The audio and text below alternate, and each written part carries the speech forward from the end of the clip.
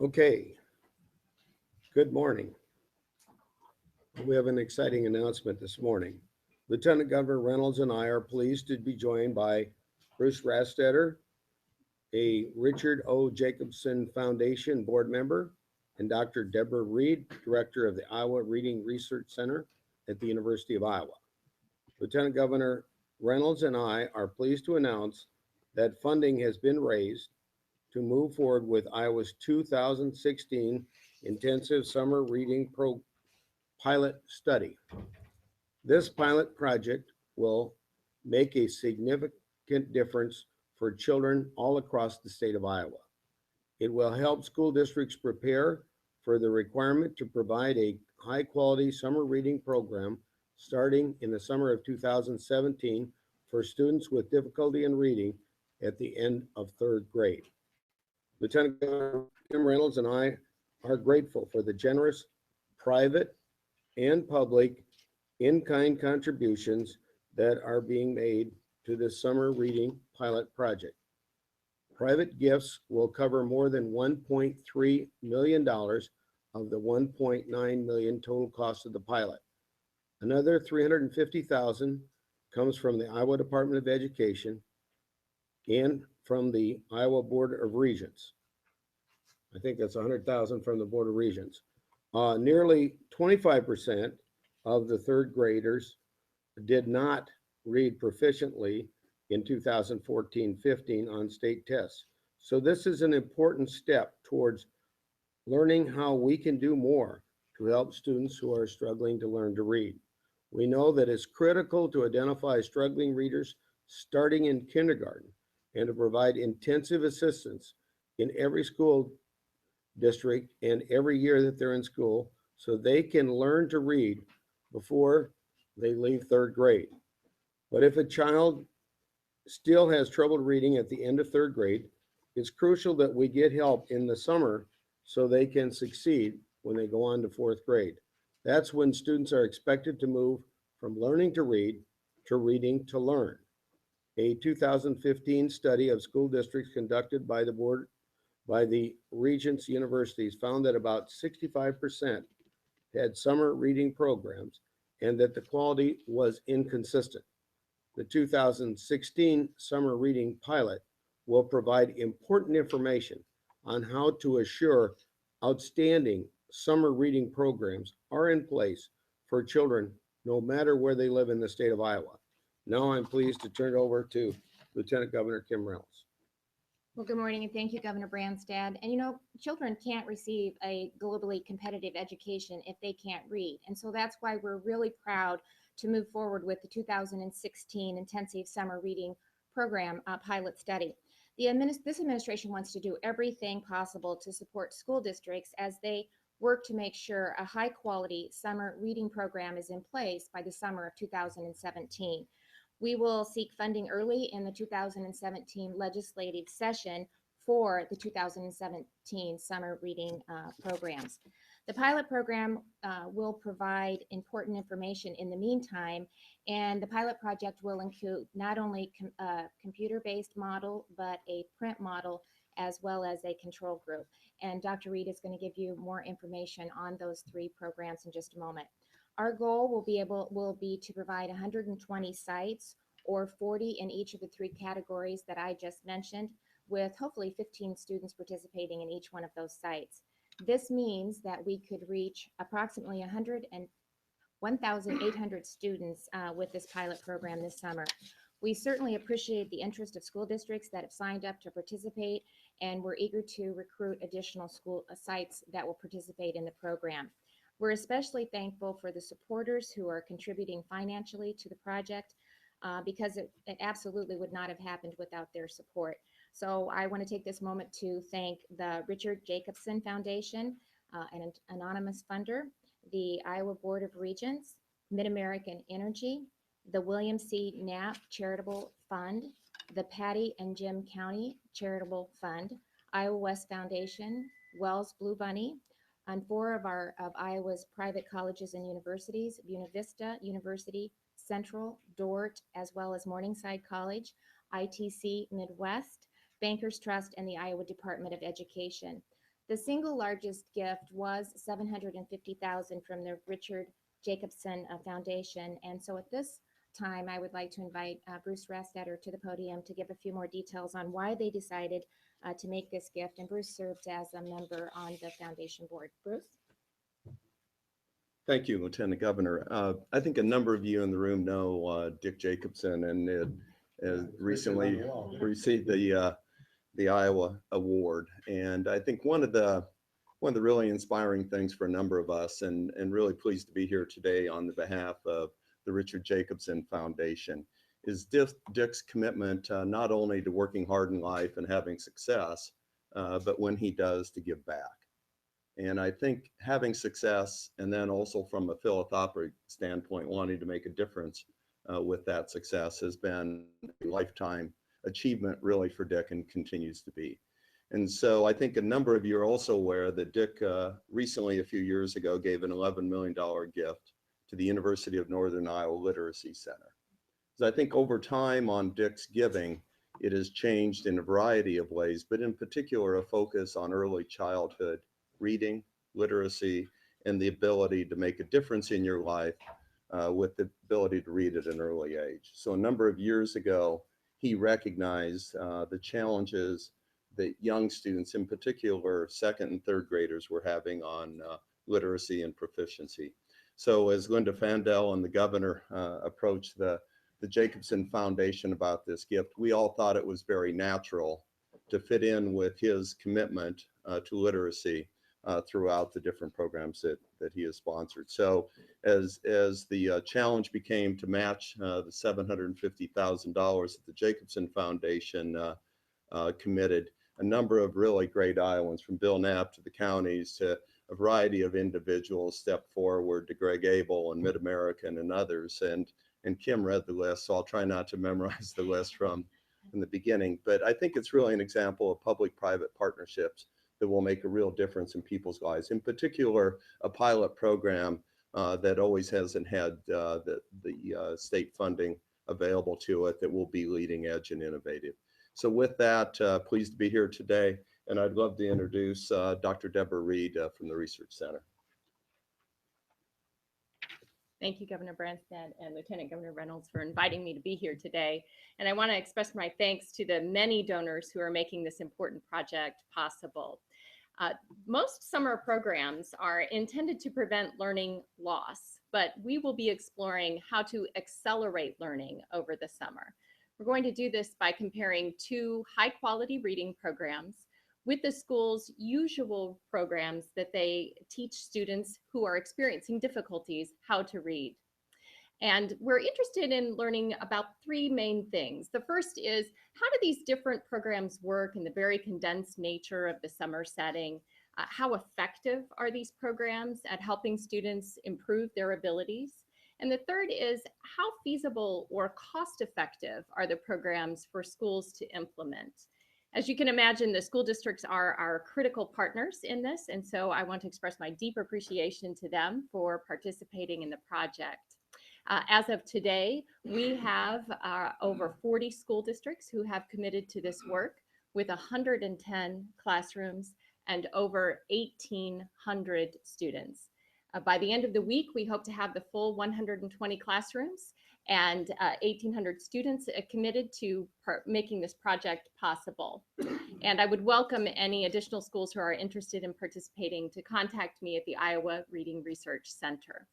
In addition to providing the learning environments for the summer study, the school districts will be paying for transportation in some cases, meals for students in some cases, the general facilities and maintenance and upkeep, as well as local administrative costs. The different schools that have committed to participation represent the very diverse context that we have in Iowa, in that they blanket the entire state. They are urban, suburban, and rural, and they have very different student demographics. The schools will be hiring their own teachers, but those teachers will be paid out of the study funds. In addition to the paid certified teachers in the classrooms, college and university students in teacher preparation programs across the state universities and colleges may be serving as volunteers in somewhat of a paraprofessional role in the classrooms. And this will provide them valuable hands-on experiences learning how to work with students who are experiencing reading difficulties. So we want to thank our partners at the Institutes of Higher Education for offering this opportunity to their pre-service candidates. In addition to those volunteers, the Iowa Commission on Volunteer Service is also looking at ways to provide volunteers in the classrooms. All of the paid certified teachers, as well as any of the classroom volunteers, will receive professional development that we're providing in collaboration with the network of 9 area education agencies in the state. So as you can tell, there are a number of groups that are contributing to this project, and I think that really speaks to the high level of commitment that we all have for helping students become successful readers.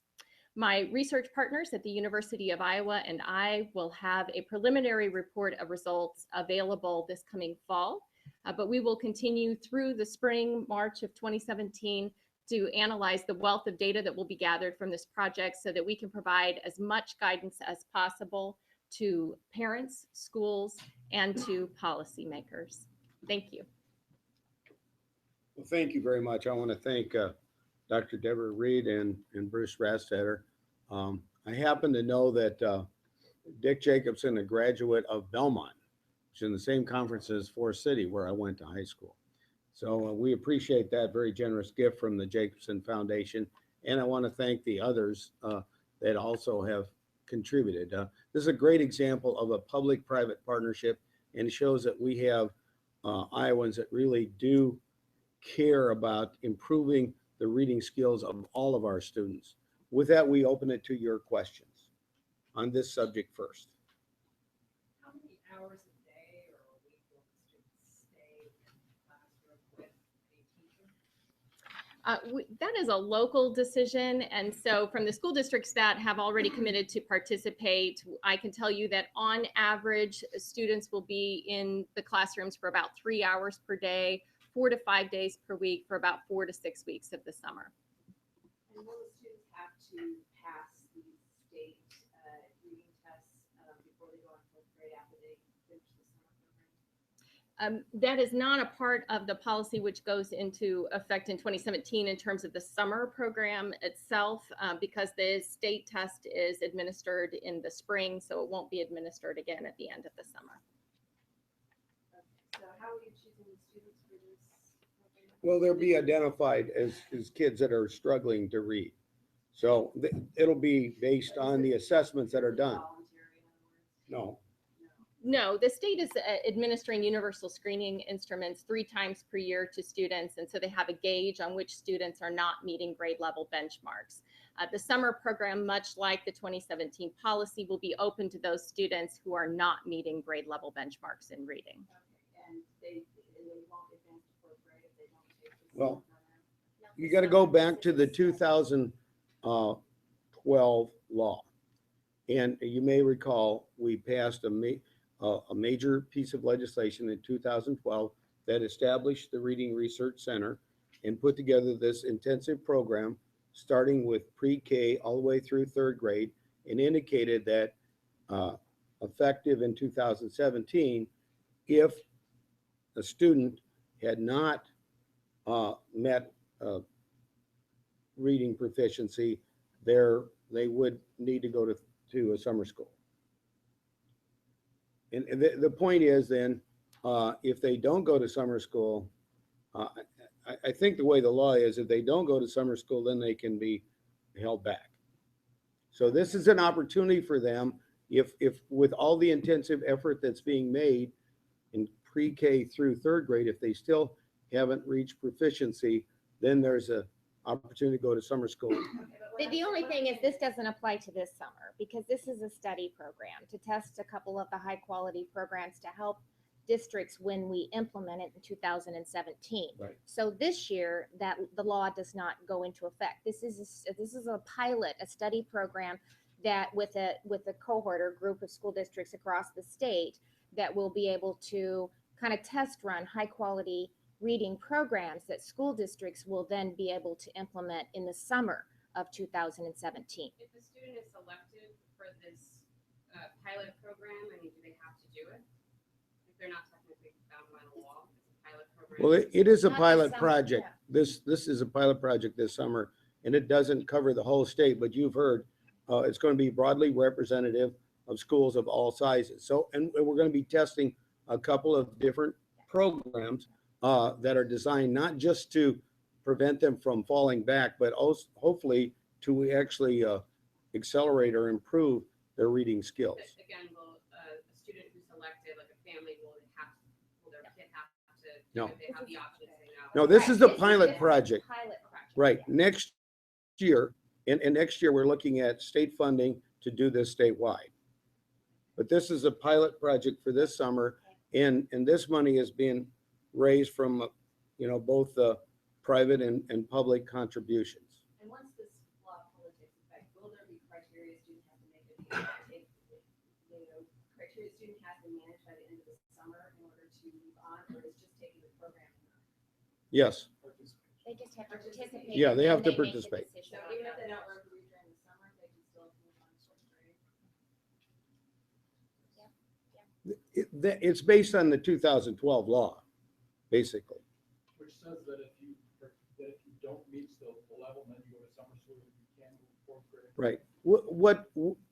It was a compromise that was worked out in the legislature in 2012 that said that basically, in lieu of retention, you could go to this intensive summer program.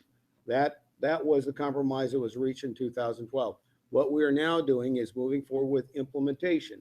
And we felt that a pilot project like this, that really looked at a couple of programs that Dr. Reed and her colleagues had determined to be effective and good summer reading programs. And then we can evaluate and see what is the most effective, and then hopefully utilize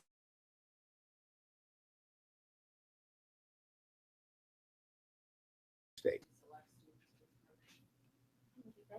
To select students, it's based on their performance. It's whether or not they're meeting grade level benchmarks.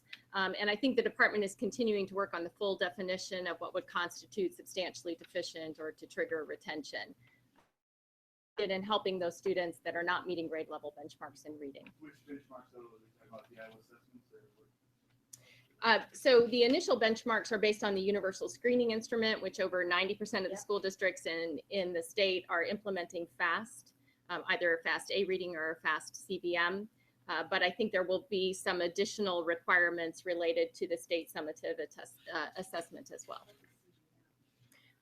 Curriculum-based measure of reading, which is an oral reading fluency measure. It's a quick, efficient means of assessing students' overall reading ability.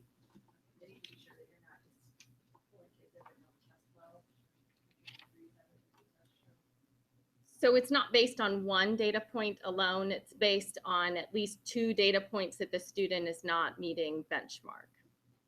Governor, your office has said that, they're like, you didn't put recommendations for the $9 million that the Department of Education requested to start preparing for the summer reading program that gets implemented next year.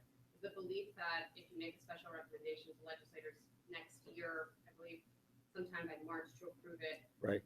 that's supposed to be enough time between March and that start of the summer? To be Well, ready for the here we program? are, we're doing this pilot project now, and we've already visited with school districts, and school districts have indicated they're ready to go forward with the pilot project. So we think that, and by doing the pilot projects and raising this kind of private money, I think it shows a strong commitment on the part of this administration.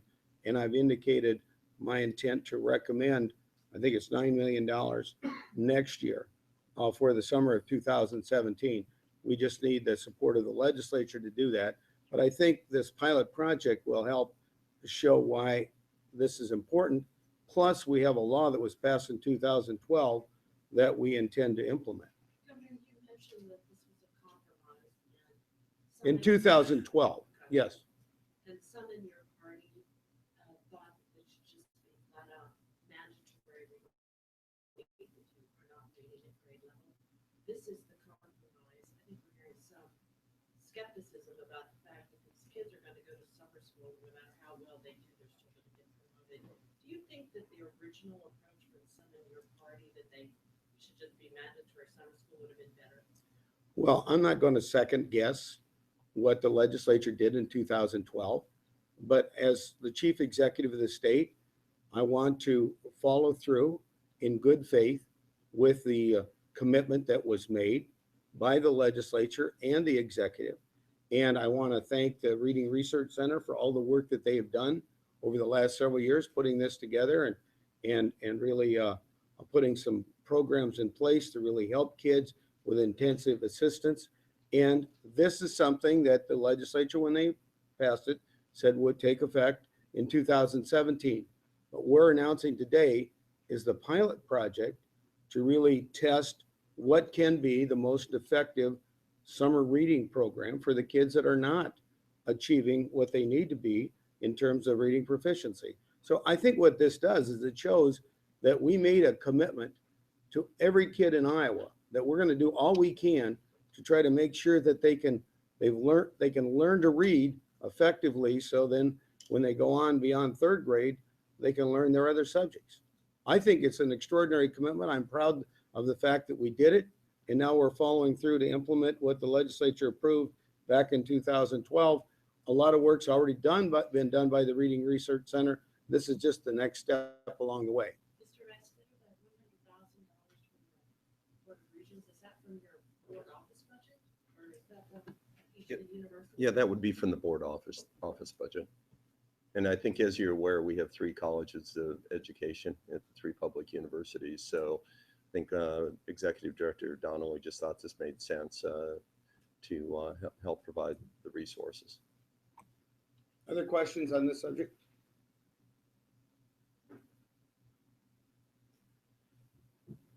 Well, we're very excited about it, and I want to thank obviously all the contributors, and I also want to especially thank Deborah Reed and the Reading Research Center for the good work that you're doing, and obviously the Department of Ed, and Brian Wise is here representing the department. So we're excited about this, and we're very encouraged that this is a significant step forward for Iowa kids. So thank you. With that, we'd open it to your other questions today. What are your priorities for funnel week? Well, this is really a legislative matter. I laid out my priorities in the condition of the state address, and we're going to continue to work through the legislative process. And as you know, the funnel week applies to non-appropriations and ways and means bills. And so my staff will continue to work diligently with legislators in both houses to get this accomplished. And this is a process that's been in place for a number of years. It's a way to try to get the legislature to focus on the things that are critical, and recognize that not everything is going to be eligible for debate after the funnel process begins. You don't have any policy items that are? Oh, we have a number of policy items that we spelled them out, and we're working with the legislature. And there are also exceptions, as I mentioned, appropriations and ways and means bills, and bills that are sponsored by the leadership are exempt. So there's many, and amendment process is another way to accomplish things. So, we will work with both houses of the legislature through this process, and we recognize that they're a separate branch of government. This is a rule that they put in place, and they've had in place for decades, frankly, that's helped facilitate the legislative process. So we're very understanding and supportive of what they're doing, and recognizing this is a critical set of deadlines that they placed on themselves, and we want to facilitate and encourage the accomplishment of as much as possible this session. I believe I saw last week that your water quality bill was formally introduced. I might have seen Yeah. it wrong, but just It's in the Agriculture Committee in the House, and we are in the Senate Ways and Means Committee. how are you feeling about its chances now that it's a couple weeks? into Well, we're feeling good about it. We've been getting growing support from a lot of different groups, environmental groups, business groups, agriculture groups, and we're meeting with a lot of superintendents and a lot of leaders in education. And as people become more knowledgeable, we think that, and we've also indicated a willingness to work with some of the people that have other ideas, like Representative Jorgensen. He's the chair of the House Ways and Means Committee, and we've indicated a willingness to incorporate some of his ideas into our comprehensive piece of legislation. So we're hopeful that this is a huge priority. This is one of the most innovative, long-term commitments I think we could possibly make. Water quality is critically important to this state's future. And we want to make sure that we're working in a collaborative way to address the issue and that we have a long-term reliable source of funding for that, as well as for school infrastructure. And the proposal we have would provide $20.7 billion for school infrastructure and nearly $4.7 billion for water So quality. you can see some amendments to the bill. Yes, we've been working with, and we've said it's a framework, and we've been working with the key members of the legislature on some of their ideas that we think could be incorporated. You did the DAB in Iowa State and Yeah, yeah. How do you, Well, I learned that for the first time right there. how do you beat out your time? Are you gonna go see the Drake women's basketball team? Which is pretty Well, cool? it depends upon my schedule and what I can do, but you know, both, well, Iowa and Iowa State men's teams are doing great. Drake's women's team is doing great. I'm a big supporter of Iowa athletics, and it's exciting to see what they've done. You know, I watched the Iowa Minnesota game on TV last night.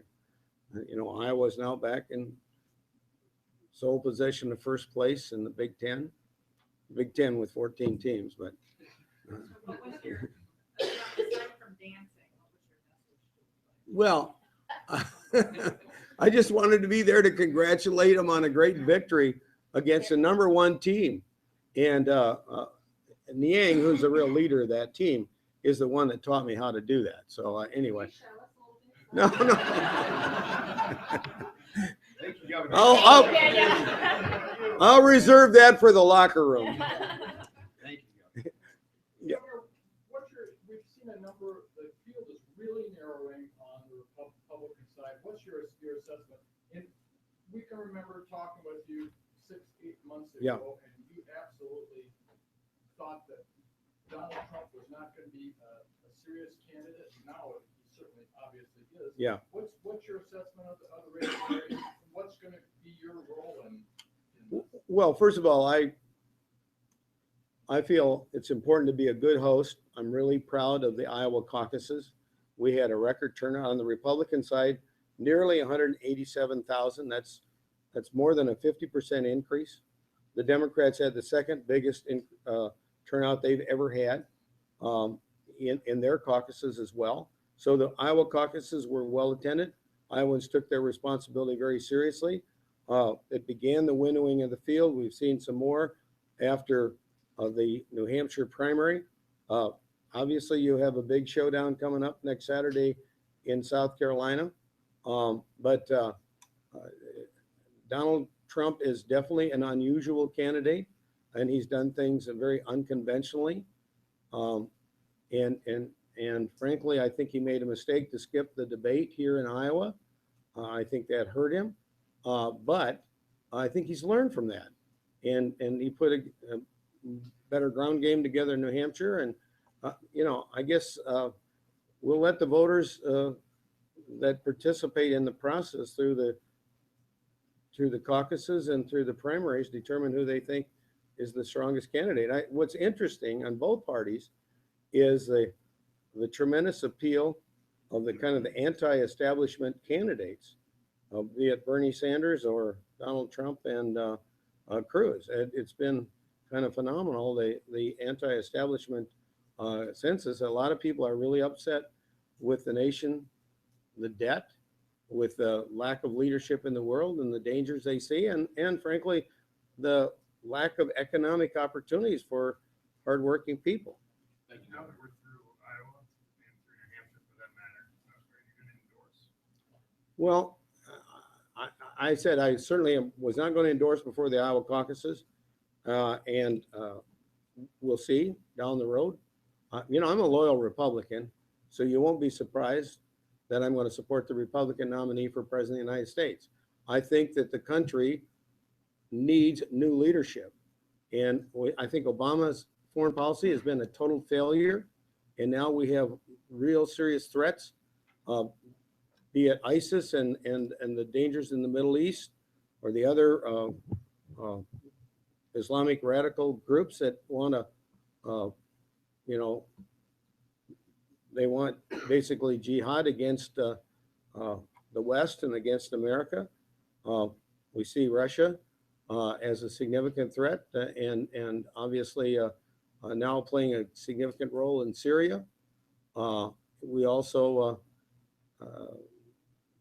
have a situation where in this state, where agriculture is so important, we now have farm income below the cost of production. This is the third year in a row. I was governor during the farm crisis of the 80s. I don't like what I see going on. And I really don't appreciate what the EPA has done to Iowa farmers by not maintaining a robust renewable fuel standard and then trying to impose, and I know there's presently court imposed holds on some of the other things they've tried to do, Waters of the U.S. and other things. But I'm very concerned, and that's why I think, and I certainly share the sentiment of a lot of people, that we need new leadership and a different direction for this country. Thank you, Governor. Thank you.